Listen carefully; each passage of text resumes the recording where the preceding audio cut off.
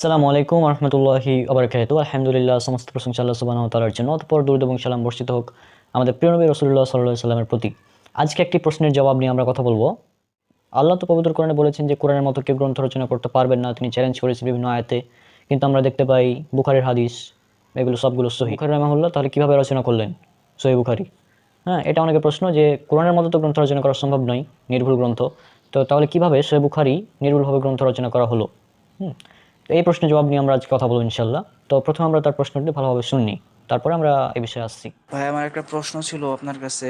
যেহেতু আপনি তুলনামূলক ধর্মতত্ত্ব নিয়ে বা এইসব নিয়ে রিসার্চ করেন, তো এটাই জানার জন্য আর কি। বিষয়টা হচ্ছে, আমরা তো জানি সম্ভবত আল্লাহ সুবহানাহু ওয়া তাআলা কোরআনে বলছেন বা এরকম কিছু, যে মানে আমাদের চ্যালেঞ্জ দিচ্ছেন বা আমাদের মানে প্রত্যেকটা মানুষকে বা চ্যালেঞ্জ দিচ্ছেন আর কি, এরকম করে হইতে পারে মানুষ অথবা জিন সব সহ হইতে পারে, মানে চ্যালেঞ্জ দিচ্ছেন এরকম যে তোমরা যদি পারো এরকম একটা কিতাব রচনা করে দেখাও, মানে নির্ভুল বা এরকম কিছু জিনিসটা।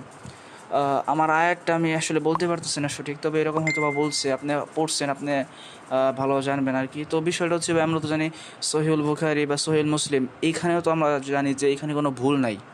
তো কোরআন মাজিদে তো কোনো ভুল নাই, আলহামদুলিল্লাহ, শিওর 100%। তো এখন তাছাড়া কোরআন মাজিদ ব্যতীত যত কিতাব আছে, টুকটাক ছোটোখাটো ভুল থাকতে পারে, মানে এরকমই তো বিষয়টা হচ্ছে। তাহলে আমরা সহিহ বুখারী বা সহিহ মুসলিম যে বলতেছি, এইখানে তো কোনো ভুল নাই। তো আমার এটাই প্রশ্ন যে ভাই, তাহলে এটা কিভাবে, কেমনে কি? হ্যাঁ, এখানে তার প্রশ্নটা আপনারা শুনেছেন, যে তার প্রশ্নটা হচ্ছে যে কোরআনে তো কোনো ভুল নাই, তাহলে সহিহ বুখারী এবং সহিহ মুসলিম এই দুটাও সহিহ, তো কেমনে সম্ভব মানে বিনা ভুলে একটা গ্রন্থ রচনা করা? হ্যাঁ, তো প্রথম জবাব হচ্ছে আল্লাহ সুবহানাহু ওয়া তাআলা কোরআনে যে চ্যালেঞ্জটা করেছেন, এই চ্যালেঞ্জটা প্রায় 4 জায়গাতে উল্লেখ করা হয়েছে। এটা আছে সূরা হুদ সূরা নম্বর 11 আয়াত নম্বর 13। এরপর আছে সূরা ইউনুস সূরা নম্বর 10 আয়াত নম্বর 38। এরপর আছে সূরা বনী ইসরাইল সূরা নম্বর 17 আয়াত নম্বর 88। এরপর আছে সূরা বাকারা সূরা নম্বর 2 আয়াত নম্বর 23 এবং 24। আপনার প্রথমে আয়াতগুলো দেখুন যে আল্লাহ সুবহানাহু ওয়া তাআলা আসলে চ্যালেঞ্জটা কিসের করেছেন। প্রথমে আমরা এই চ্যালেঞ্জটাকে দেখি। হ্যাঁ, তো সূরা হুদ সূরা নম্বর 11 আয়াত নম্বর 13-তে আমরা দেখছি, নাকি তারা বলে সে এটা রচনা করেছে, বলো তাহলে তোমরা এর অনুরূপ 10টি সূরা বানিয়ে নিয়ে আসো এবং আল্লাহ ছাড়া যাকে পারো ডেকে আনো, যদি তোমরা সত্যবাদী হও। এরপর সূরা ইউনুস সূরা নম্বর 10 আয়াত নম্বর 38 বলা হচ্ছে, নাকি তারা বলে সে তা বানিয়েছে, বলো তবে তোমরা তার মতো একটি সূরা বানিয়ে নিয়ে আসো এবং আল্লাহ ছাড়া যাকে পারো ডাকো, যদি তোমরা সত্যবাদী হও। তারপর সূরা ইসরা বা বনী ইসরাইল 88 নম্বর আয়াতে বলা হচ্ছে, বলো যদি মানুষ ও জিন এই কোরআনের অনুরূপ হাজির করার জন্য একত্রিত হয়, তবুও তারা এর অনুরূপ হাজির করতে পারবে না, যদিও তারা একে অপরের সাহায্যকারী হয়। তারপর সূরা বাকারা সূরা নম্বর 2 আয়াত নম্বর 23 বলা হচ্ছে, আর আমি আমার বান্দার উপর যে নাজিল করেছি, যদি তোমরা সেই সম্পর্কে সন্দেহে থাকো, তবে তোমরা তার মতো একটি সূরা নিয়ে আসো এবং আল্লাহ ছাড়া তোমাদের সাক্ষী সমূহকে ডাকো, যদি তোমরা সত্যবাদী হও। এরপর সূরা বাকারা সূরা নম্বর 2 আয়াত নম্বর 24, এখানে বলা হচ্ছে, অতএব যদি তোমরা তা না করো আর কখনোই তোমরা তা করবে না, তাহলে আগুনকে ভয় করো, যার জ্বালানি হবে মানুষ ও পাথর, যা প্রস্তুত করা হয়েছে কাফিরদের জন্য। হ্যাঁ, অর্থাৎ কাফিররা যেটা অভিযোগ করতো যে মুহাম্মদ সাল্লাল্লাহু আলাইহি সাল্লাম তিনি কোরআন রচনা করেছেন, কিন্তু মুহাম্মদ সাল্লাল্লাহু আলাইহি সাল্লাম তিনি কোরআন রচনা করেননি। রাসূল সাল্লাল্লাহু আলাইহি সাল্লাম তিনি কোরআন রচনা করেননি। রাসূল সাল্লাল্লাহু আলাইহি সাল্লামকে ওহীর মাধ্যমে আল্লাহ সুবহানাহু ওয়া তাআলা এই তার বাণী পবিত্র কোরআন এটা নাজিল করেছেন। হ্যাঁ, এটা রচনা করা কোনো গ্রন্থ না মানুষের। আপনার মূল প্রশ্নে যে কোরআনে যেটা বলা হয়েছে সেটা হচ্ছে কোরআনের অনুরূপ আরেকটি কিতাব রচনা করতে, তোমরা রচনা করো যদি পারো। এখন সহিহ বুখারী সহিহ মুসলিম এই কিতাব দুটাকে রচনা করা কিতাব? উত্তর হচ্ছে না। সহিহ বুখারী এবং সহিহ মুসলিম এই কিতাব হচ্ছে সংকলন করা। ইমাম বুখারী রাহিমাহুল্লাহ তিনি সহিহ বুখারী সংকলন করেছেন, ইমাম মুসলিম রাহিমাহুল্লাহ তিনি সহিহ মুসলিম সংকলন করেছেন। এটা সংকলন, অর্থাৎ এটা ওহী। হ্যাঁ, সহিহ বুখারী এবং মুসলিম এটা ওহী গায়রে মাতলু বলা হয়, হাদিসকে ওহী গায়রে মাতলু বলা হয়। হ্যাঁ, তো এই বিষয়ে ডিটেলস আলোচনা করা লাগবে, আমি সেদিকে যাচ্ছি না। তো মূল বিষয় হচ্ছে যে হাদিস এটা হচ্ছে রাসূল সাল্লাল্লাহু আলাইহি সাল্লামের বাণী, অর্থাৎ রাসূল সাল্লাল্লাহু আলাইহি সাল্লাম মুখ থেকে বের হয়েছে বা রাসূল সাল্লাল্লাহু আলাইহি সাল্লাম যেসব কর্ম করেছেন সেগুলো। তো এটা হচ্ছে সহিহ বুখারী এবং সহিহ মুসলিমের কথা, যে এখানে সবগুলো মূল যে হাদিস রয়েছে সেগুলো সহিলি জাতিহি পর্যায়ের প্রায়, অর্থাৎ মূল হাদিসগুলো সবগুলো সহিহ। তবে সহিহ বুখারীতে কিছু তালিক হাদিস রয়েছে বা অনুচ্ছেদ হিসেবে কিছু হাদিসকে নিয়ে আসা হয়েছে, সেই হাদিসগুলোতে অনেকগুলো জয়ীফ হাদিসও রয়েছে, কোনো কোনো হাদিস সনদবিহীনও রয়েছে। হ্যাঁ, অর্থাৎ সহিহ বুখারী মূল হাদিসগুলো সহিহ, কারণ কি এগুলো ওহী। হ্যাঁ, এখন অনেকগুলো হাদিস এখানে আছে এমন যেগুলো সব মূল হাদিস না। সহিহ বুখারীতে মূল হাদিস হচ্ছে 7563টা, কিন্তু যদি আপনি তালিক সহ অনুচ্ছেদ সহ সবগুলো হাদিস দেখতে যান, তাহলে প্রায় 12,000 মতো হাদিস পেয়ে যাবেন আপনি। তো এই 7563 যে মূল হাদিসগুলো রয়েছে, মূল হাদিসগুলো সবগুলো সহিহ, কিন্তু ওই অনুচ্ছেদ হিসেবে যে হাদিসগুলো রয়েছে সেগুলোর মধ্যে সহিহ জয়ীফ মিশ্রিত রয়েছে। তো অনুচ্ছেদগুলো, অর্থাৎ সহিহ বুখারী সম্পূর্ণ কিতাব পুরোটা নির্ভুল না। এভাবে কোনো কিতাবে আমরা পুরোটা নির্ভুল দেখতে পাই না। হতে পারে এখন আমি যদি একটা বই সংকলন করি, মনে করেন আমি একটা বই সংকলন করলাম, আমি সূরা মুলক থেকে শুরু করে সূরা নাস পর্যন্ত একটা সংকলন করলাম। হ্যাঁ, সূরা মুলক থেকে সূরা নাস পর্যন্ত পুরোটাই, আর কিচ্ছু নাই, শুধুমাত্র কোরআনের আয়াত। হ্যাঁ, অন্য কিছুই নাই। এখন আমি যদি বলি আমার এই কিতাবে কোনো ভুল নাই, তাহলে কি ভুল হবে? কারণ এটা তো আমার কিতাব না ভাই, এটা আমার রচনা করা না, তো এটা সংকলন করেছি আমি শুধু কোরআনের আয়াতগুলোকে সংকলন করেছি। আর এখানে আরেকটা বিষয়, যে কোরআনের অনুবাদে, বাংলা অনুবাদে, ইংরেজি অনুবাদে অনেক সময় ভুল থাকতেই পারে, কিন্তু কোরআনের যেটা মূল আরবি টেক্সট, যেটা সরাসরি আল্লাহর পক্ষ থেকে এসেছে, ওই আরবি টেক্সটে কোনো ভুল নেই। তবে অনেকে অনুবাদ করতে গিয়ে কিছু কিছু আয়াতে মানে ভুলভাল অনুবাদ করে থাকে। হ্যাঁ, একই আয়াতে দেখবেন অনেক অনুবাদ রয়েছে, অনেকে অনুবাদ করেছে, বাংলাতে করেছে, ইংরেজিতে করেছে, অনেক ভাষা অনুবাদ হয়েছে। তো অনুবাদ যদি আপনি সম্পূর্ণ পড়েন, তো কিছু কিছু অনুবাদে আপনারা দেখবেন যে অনুবাদ নিয়েও আলেমদের মধ্যে মতভেদ আছে। কে বলছে এই অনুবাদ সঠিক, কে বলছে এটা সঠিক না, এমন অনেক উদাহরণ দেওয়া যাবে। তবে মূল কোরআন, মূল কোরআনের যেটা আরবি টেক্সট, সেখানে কোনো ভুল নেই। আর আল্লাহ সুবহানাহু ওয়া তাআলা আরবি কোরআনকে এমনভাবে সাজিয়েছেন, মূল যেটা কোরআন, হ্যাঁ, এটাতে এত সূক্ষ্ম বৈজ্ঞানিক তথ্য, গাণিতিক প্যাটার্ন, তারপর আরও বিভিন্ন মানে ছন্দের মতো করে মিলিয়ে, হ্যাঁ, অনেক মানে কাহিনী অ্যাড করে, মানে এমনভাবে এটাকে জাস্ট আল্লাহ সুবহানাহু ওয়া তাআলা দিয়েছেন আমাদেরকে, জাস্ট মানে আপনি কল্পনা করে করতে পারবেন না। এই কোরআন, এই জন্য আল্লাহ সুবহানাহু ওয়া তাআলা চ্যালেঞ্জ করেছেন যে এর মতো কেউ, মানুষ এবং জিন একত্রিত হলেও পবিত্র কোরআনের মতো অনুরূপ গ্রন্থ রচনা করা সম্ভব নয়, অসম্ভব। অর্থাৎ কোরআনের মতো কিতাব রচনা করার জন্য অনেকে অনেক চেষ্টা করেছে, কোরআনের মতো হুবহু কিতাব রচনা করার চেষ্টা করেছে, কিন্তু কেউ কোরআনের মতো কিতাব রচনা করতে পারেনি, আর এটা পারবেও না, অসম্ভব। অনেকে দাবি করতে পারে যে হ্যাঁ আমরা কোরআনের মতো কিতাব রচনা করে ফেলেছি, অনেকে অনেক দাবি করতে পারে। হ্যাঁ, অনেকে মনে করেন একটা কবিতার মতো করে আরবিতে কিছু লিখে দাবি করে দিল যে এটা কোরআনের মতো একটি সূরা। হ্যাঁ, দাবি করতে পারে, কিন্তু যদি ওর গভীরে যাওয়া যায়, আরবি ভাষার যারা ভালো বুঝে তারা এটা ধরে ফেলতে পারবে যে এটা আসলে এখানে ভুল রয়েছে। হ্যাঁ, অনেকে দাবি করে ফেলতে পারে যে হ্যাঁ আমরা কোরআনের মতো কিতাব রচনা করে ফেলেছি। যেমন হানাফিদের মধ্যে অনেকে দাবি করেছে, যারা হিদায়া রচনা করেছে, আর হিদায়ার প্রথম পৃষ্ঠায় এটা পেয়ে যাবেন, আমি আপনাদের স্ক্রিনে দেখাচ্ছি। আল হিদায়া ইসলামিক ফাউন্ডেশন থেকে ছাপানো, বাংলাদেশ ইসলামিক ফাউন্ডেশন থেকে ছাপানো হিদায়ার যেটা বঙ্গানুবাদ, প্রথম খণ্ড, সেটার আপনারা যদি 3-4 নম্বর পৃষ্ঠাতে দেখেন, 4 নম্বর পৃষ্ঠায় সম্ভবত, আপনার স্ক্রিনে দেখুন, 4 নম্বর পৃষ্ঠায় মানে লেখক মানে এটার অনুবাদ প্রসঙ্গে বলছেন, আমি পুরোটাই পড়ছি, শুনুন। ফিকহের জগতে আল হিদায়া গ্রন্থের নির্ভরযোগ্যতা, খ্যাতি, মর্যাদা অতুলনীয়। এর প্রশংসা একজন বিশিষ্ট মনীষী বলেছেন।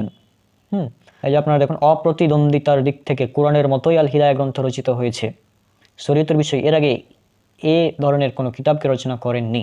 অর্থাৎ কোরআনের মতো কেউ কিতাব রচনা করতে পারবে না, এটা আল্লাহ চ্যালেঞ্জ করেছেন। কিন্তু তারা দাবি করেছে, হানাফিরা, একজন বিশিষ্ট মনীষী হানাফিদের, তিনি দাবি করেছেন যে হিদায়া হচ্ছে আল কোরআনের মতো, মানে কোরআনের মতো করে এটা রচনা করা হয়েছে। নাউজুবিল্লাহ, যে আমরা এটা বিশ্বাস করি না, তারা লিখেছে আর কি। তো যাই হোক, এটা তাদের একটি মানে তারা সাহস দেখিয়েছে, তাদের একটি ভুল ধারণা বলতে পারেন। তো হিদায়াতে যত অবৈজ্ঞানিক, হাস্যকর, মানে কুযুক্তি, মানে অশ্লীল কথাবার্তা রয়েছে, সেগুলো অন্য কোনো কিতাবে আছে বলে আমার জানা নেই। হ্যাঁ, তো যাই হোক, হিদায়ার কথা বাদ দিলাম, এটা জাস্ট আমি উদাহরণ হিসেবে দিলাম। হ্যাঁ, অনেকে কোরআনের মতো কিতাব রচনা করার চেষ্টা করেছে, কিন্তু যদি কিতাবের গভীরে যাওয়া যায় তাহলে দেখবেন ভুলে ভরা।